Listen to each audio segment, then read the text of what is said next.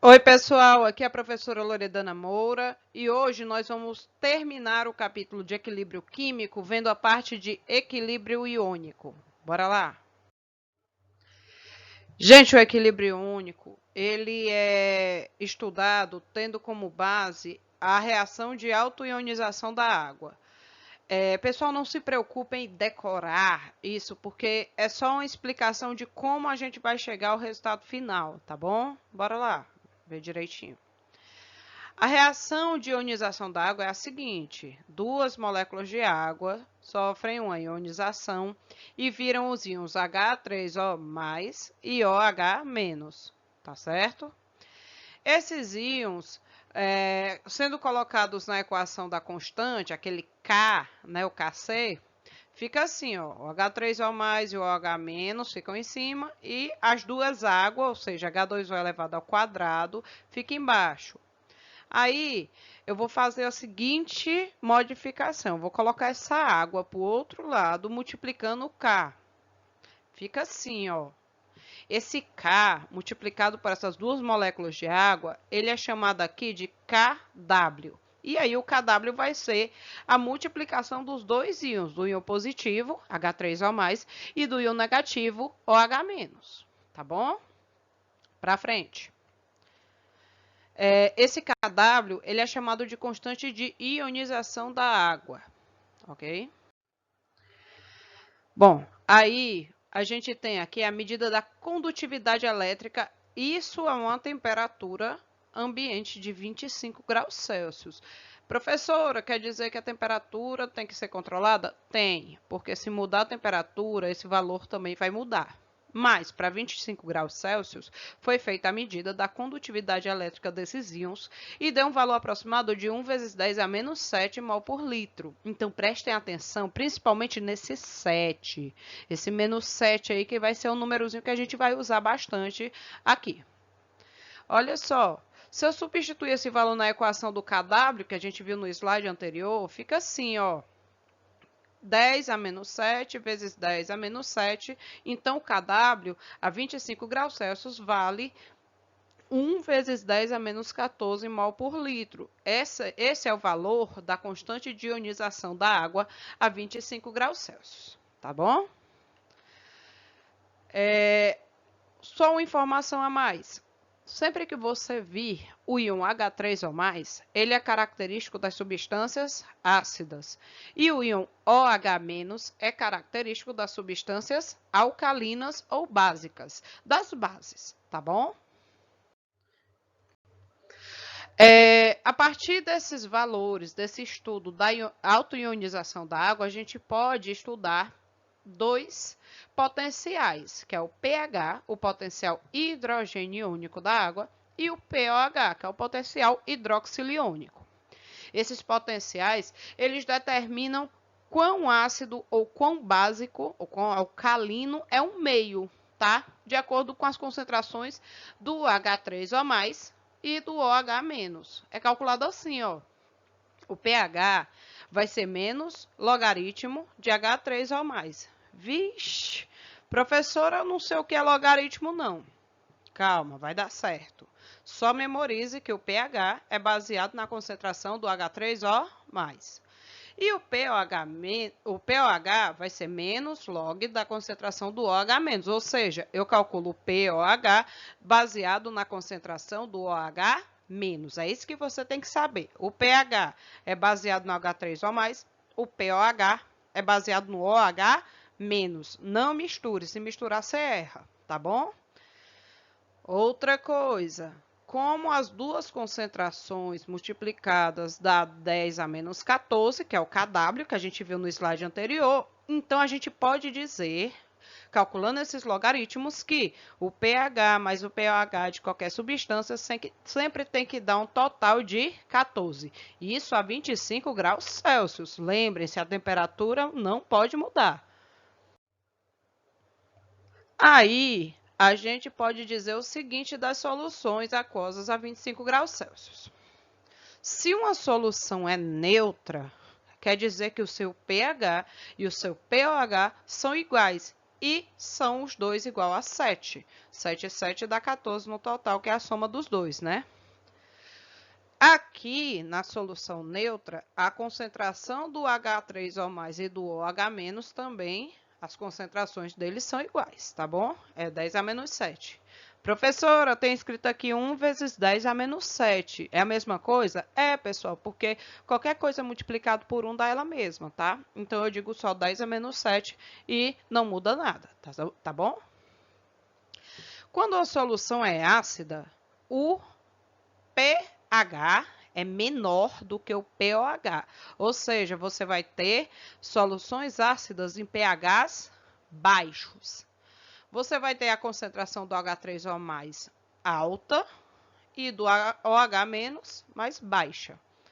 E em soluções alcalinas ou básicas, você vai ter que o pH vai ser maior do que o pOH e você vai ter que a concentração do H3O+ vai ser menor e do OH- vai ser maior, tá?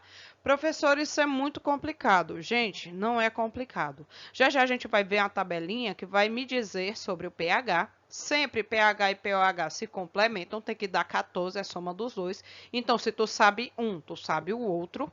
E outra coisa, a gente sabe que a característica do ácido é o H3O+, então, em soluções ácidas tem mais H3O+, e a característica das soluções alcalinas, das bases, é o OH-, então nas soluções alcalinas tem mais OH-. É isso que você tem que memorizar, ok? Aqui está a escala que eu acabei de falar para vocês, ó. O pH... Ah, professor, eu tenho pH e pOH. Essa escala é de pH. A gente mede o pH dentro de um laboratório. Quando você vai fazer a medida, você está medindo o pH. Professor, eu posso ter o pOH? Pode, mas aí você tem que fazer a diferença para 14 para poder saber qual é o pH. É ele que vai te dizer se uma solução é ácida, é neutra ou é básica, tá bom? Aí você tem o seguinte, a escala de pH vai de 0 a 14. O 7 é o meio do caminho, então é onde tem solução neutra. Toda solução que tiver pH menor que 7 é ácida, e quanto menor, mais forte é esse ácido, mais ácida ela é.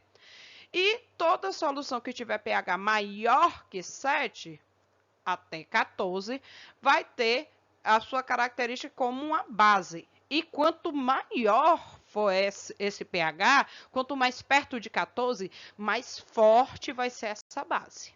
Tá bom? Fácil, né?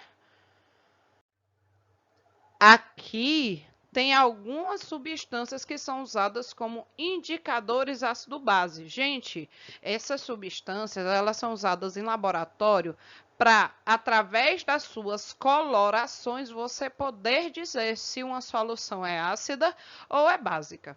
Olha só, o violeta de metila a gente não usa tanto assim, tá? Mas ele fica amarelo em um pH bem baixinho, ali abaixo de 1,6, e quando passa disso ele fica azul púrpura, aquele azul quase roxo.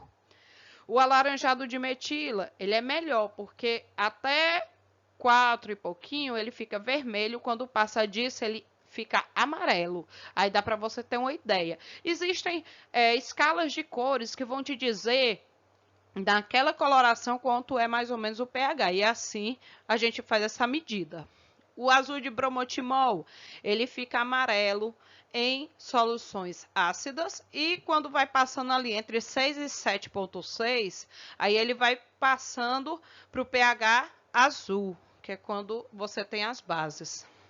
E a fenolftaleína, que aqui, no meu caso, é a que eu lembro que é mais utilizada, ela é transparente, ela é incolor em pHs abaixo de 8,2 e quando vai passando do 8,2 lá para o 10, quando vai passando para a base, aí ela fica rosada. É assim que são feitas aquelas, entre aspas, mágicas que o pessoal faz de mudar de cor uma substância. É só a utilização do indicador. Eles botam um ácido, depois botam uma base e aí o indicador muda de cor. Não é mágica, é química, tá bom? Então, vamos fazer um exercício. Determine o pH e o caráter de uma solução que tem H3O+, ou seja, concentração de íons H3O+, igual a 1 vezes 10 a menos 8. Olha como é fácil. O pH vai ser o menos logaritmo de 10 a menos 8.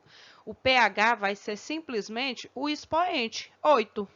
E eu sei que 8 está acima de 7, portanto, a solução é alcalina. Exemplo 2. Uma solução tem pOH 10. Qual é o seu caráter? Quando eu pergunto o caráter, eu quero saber se ele é ácido, se ele é neutro ou se ele é básico, tá bom?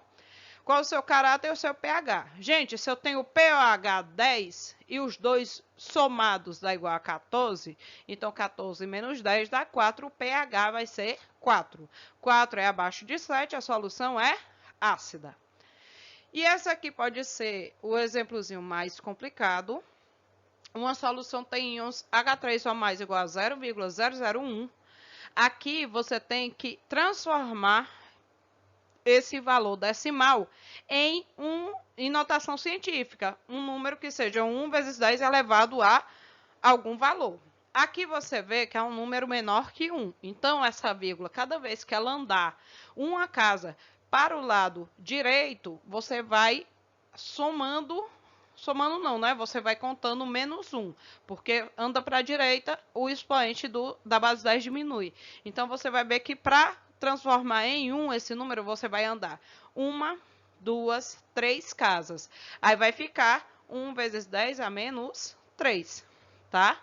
Logo, o pH vai ser o menos logaritmo desse 10 a menos 3. A resposta é só o expoente, o 3, e abaixo de 7 a solução é ácida. Gente, nós teremos essa semana que vem,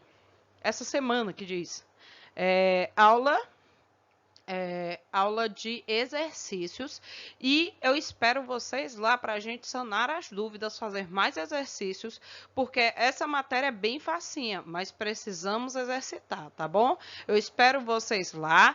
Um beijo, espero que vocês tenham entendido mais ou menos, a gente tirar as dúvidas aí no decorrer da semana. Beijinho, beijinho e tchau, tchau.